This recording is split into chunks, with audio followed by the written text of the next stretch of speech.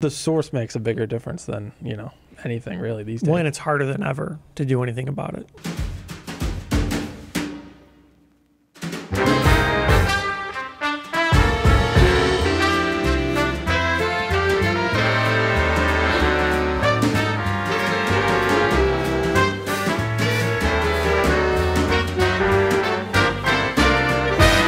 We want to talk about crazy audiophiles, which I think some of us actually are in that group. So don't take it any way if we call you crazy, because we're all crazy in some way. But the point is that it's crazy to see how far some people will take their systems, and you know what we'd like to do is get everyone involved in this one, and we're looking for people to comment on how far would they like to take their system. It's not that they did or can or will. It's that how far would you like to take it? Because we've seen people that are more than happy with a sound bar for their TV, and you got people that have a dozen speakers in a room with 4 subs, right? Yeah. I mean, that's such stark contrast. You're talking just setting up the dozen speakers sounds like a challenge. So, you know, where do you draw that line? Yeah, well, at what point did you say, okay, I got enough audio toys in my life right now, and it'd be cool to see what everyone thinks about where they'd want to be, you know? I mean, just anything, whatever, in terms of the speakers you'd buy, or, you know, maybe you want that make-believe amplifier that we talked about in one of our old videos where we used a whole building to make an amplifier. Not very Was practical. it 2 buildings, monoblocks? On the moon. There's 2 buildings on the moon. yeah. Not practical. Yeah. Was it a nuclear-powered I believe so. It's very expensive. Yeah. So, you know, it'd be cool to see what everyone would like to do. And it goes for not just speakers, but of course for headphones, for anything. Like, what would you want? You know, if Santa were to give you something, all right, Mob Crusher aside, what would you want? Well, I guess it depends on why you as an audiophile got into audio and what your limitation is. Because there's a lot of people that, of course, are strongly limited by their wallet. That tends to be the most reasonable, practical limitation. And beyond that, you have other issues, size, space, whatever. And I think where we want to take this is, if these things weren't an issue, if your sole constraint was your wishes, your desires, your demands, and whatnot, how far would you go if you were allowed? And I think a lot of people still would use the stock speakers on their TV. That, you know, they'll consider themselves an audiophile in other regards, but they'll still use the stock speakers. They'll still use a stock audio system in their car. I think because it's easier. Yeah, it depends on why you got into. It's like good enough. If you're not like a videophile, like crazy into movies. Right. If you're into movies, there's no way you'd get away with the freaking speaker. No. You would know that. Yeah. But in my room where that TV, I just got a sound bar, so. Do you? Yeah. Oh, in the bedroom. Yeah, but the big screen's got speakers all around the room. Sub. Yeah. Well, I don't like sound bars because of the aesthetic, the issues with connecting and stuff like that, making sure that you have one remote that's simple and easy to use and all that sort of deal. Oh, well, I do have one remote because actually it's not I run HomePods, full-size HomePods. Oh, you have that? And so they're connected to my Apple TV. So I just use the Apple TV remote. I see. So I would have to do something like that because I hate the option of having to have multiple remotes, I used to have a bunch of remotes. Now it's just one. Yeah. Or you have to power on multiple devices. I guess most of them you could stage them so that it does this automatically, but still. Well, it's nice because on the current Apple TV, they actually finally added a power button. Before it didn't have it. Yes. So now you can turn everything off and turn everything on. Right. With one remote. Or there's this company called Harmony. I hate those remotes. Yeah. I have way too complicated. They're gigantic and heavy. No, I got a little one in my living room. I got a little. I think the Apple TV remote is a perfect remote. Yeah. It turns my TV on and off, and I use the speakers. It does work pretty good though. Yeah. Yeah. Plus, it has that setup for the audio. You know, where it plays audio and your iPhone picks it up. Yeah, but we're kind of off topic here. We're supposed to be talking about. How far would you take it? Well, that's how far I would take it. That is with my speakers and my TV. That's it? I don't like the idea of having like complicated things, but it's different. So you look at like headphones or whatever, and I guess I tend to look for simplistic systems there as well. However, I guess the reward you get out of a high-end system for me is more significant in headphones than it is in like a TV. I really don't care about the audio that much in a TV. If it's sufficient, that's fine. Well, it's usually dialogue, so, you know. Right. For what I'm doing on a TV, it fits the purposes. Oh, music though. Well, yeah, you ever Wanna play watch- music on a TV? Yeah. Not great. It sounds awful, Yeah. but it doesn't matter for On TV like watching speakers. Yeah, like yeah, a little yeah. TV Agreed. show thing. Yeah. No, but yeah, definitely. Well, that's where it comes. That's where like things like optical cables come in. You know, on the modern TVs, fortunately we have HDMI, which of course, if you have a receiver, then you're good to go. Yeah. That'll give you analog one way or another in all kinds of formats: 2-channel, 5-channel, 7.1. You know, or you just come optical out of the TV and go into a DAC, and you can go to your headphones with it. You go to your whatever your DAC's connected to. So it is it's easy to get audio off a TV once it's on it, and not use the TV speaker. But in terms of music, yeah, I mean, you know, really, you think about it, the 2-channel systems are the sky's the limit. Well, yeah. You could spend millions of dollars between a room Yeah, the room is and a the big system. thing. Yeah. If you really, I mean, if you had unlimited funds, wow. Where headphones ain't quite reached that level No, yet. well, you don't need the room, so you need to build a custom bunker for Yeah. just listening to music. Underground so. bunker. Yeah. One of those missile silos that they were selling. Yeah. Yeah, that'd be pretty good. Yeah. I think that A has some round benefits. room. Oh, that'd be perfect. No dimension. I think the biggest limitation for most people with speakers tends to be the room.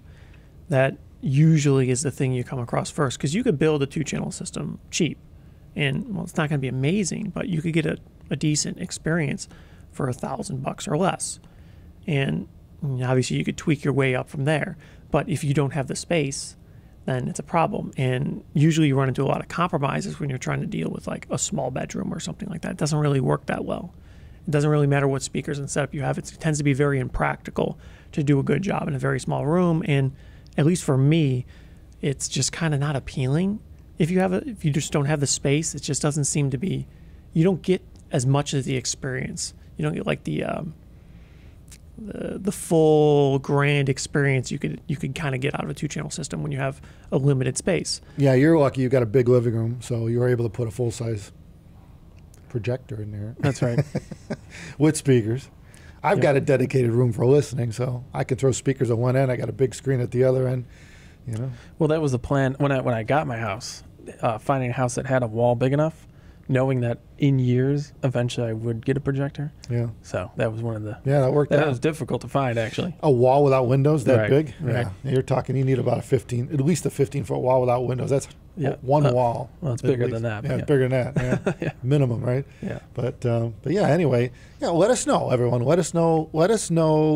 What you think. Like where would you take your system if you could take it anywhere you want?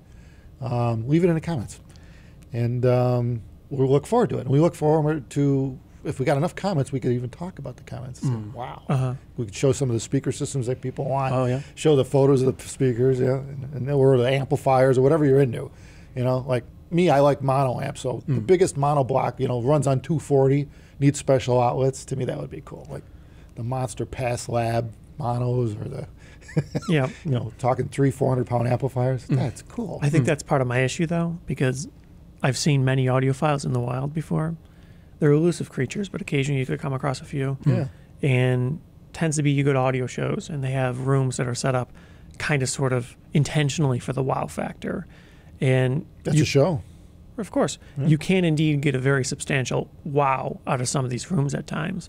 And I think you almost really need a pretty massive room to really do it right, to really get to where you want to be. No doubt. You need a room that's at least 1,000 square feet. Well, we've seen some of these guys that actually, well, a lot of times nowadays, the last so many years with shows, the bigger amps are just on passive display. Yeah. They don't even try to power Yeah. them Well, up. they can't. Yeah. It's kind of But impractical. we've seen, I remember a couple shows, if you go back years, and obviously they did this once and decided it ain't worth it. Right. Where they actually, the hotel, they'd hire electricians to run lines, and they would tape them along the wall, to run a dedicated 240 line to the room. Yeah, what does that cost? So they could power the amps in the room, because obviously there was nothing to plug into in a hotel room that runs 240 at 30 amps or something like that times 2. Yeah. Hell, one show I think they have a generator sitting in Rocky Mountain, and it's one of the shows they had a generator on the ground, and they ran lines up the side of the hotel to bring into the windows, because they had shitty power in the hotel to begin with. They knew that what it was going. It was like the 20th. I think it was San Francisco, an old show. Oh. You guys probably weren't Yeah, there. I was I don't know. They actually had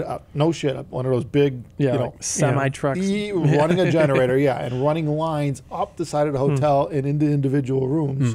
Or I don't know if there's the rooms or they're going to sub panels, but whatever they did, that was because the hotel was an old hotel. Well, even new hotels. And like it probably couldn't even do 5 amps in a room, you know? I mean, they're not, no hotel's made for that, though. Yeah. You're not plugging in, whatever. But I always wondered, like, even when I go to a hotel and plug an iron in, is it going to blow the fuse? And then if it does, how do I fix it? I can't. I don't even know where the breaker panel is. It's never happened, right? But apparently not. No. I'm imagining they have. I've had some outlets spark a little bit here and there. They got some shitty outlets in hotels. They're all worn to hell. Well, now they give you lamps to plug into, which is ridiculous. It's like that's a really bad idea. Some of them, plug in a 15 amp. Yeah. Right. Yeah, I don't even get that. But anyway, we're gone on topic. But see, that's part of the dream is having unlimited power. Right. That could be part of your dream, So. Well, it's pretty easy to achieve if you actually have a purpose-built room. I think the sheer size and space tends to be the limitation, and then you start looking at the prices for some of this gear. Yeah, and a 2-channel, I think that for most probably is something they aspire to have, but it's just so far out of practical range that it's not really something they really actively consider. It's cool to dream. It's like it's $1 million. If you want a room that's like whoa, it's very very very expensive. Yeah. You could drop $500,000 in a room. Easy.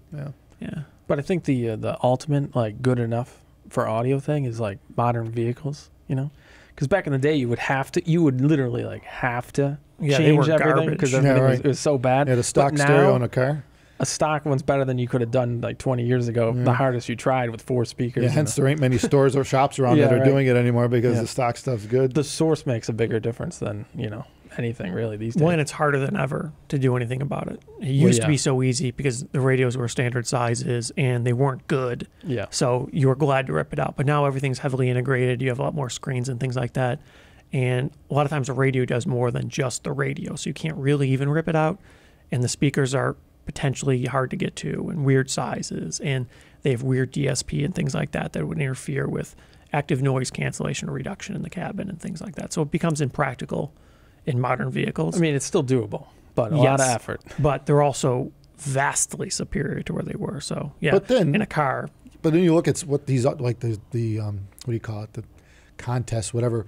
These people building audio systems in their vehicles. Just for SPL. Yeah, that's nuts. That's just as nuts. Yeah, but you got to like completely rebuild a vehicle. Oh, yeah. Like I mean, they're making panels. They're cutting wood. They're covering it with whatever. Yeah. It's like, it's nuts. For SPL or SQ? Well, both, you name it. They're putting like multiple batteries somewhere, there's just to run the thing. And it's nuts. Yeah, racks of amps in the trunk and stuff. You remember what was that scrape by the lake they used to have over here when you guys were way younger? Yeah.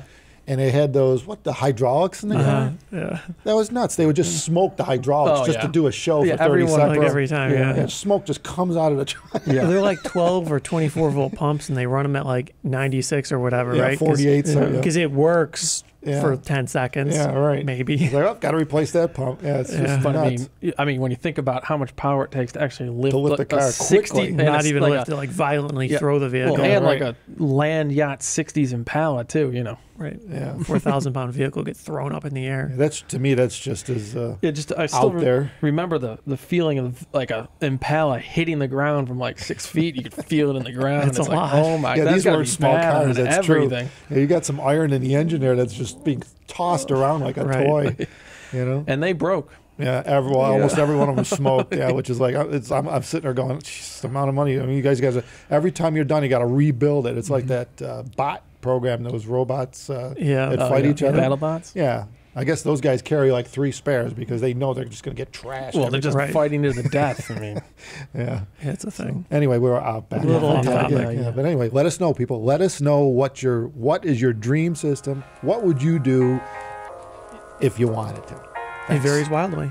Yeah. Yeah, so we'd like to hear. Yeah. Thank you. Thumbs us up. Take care.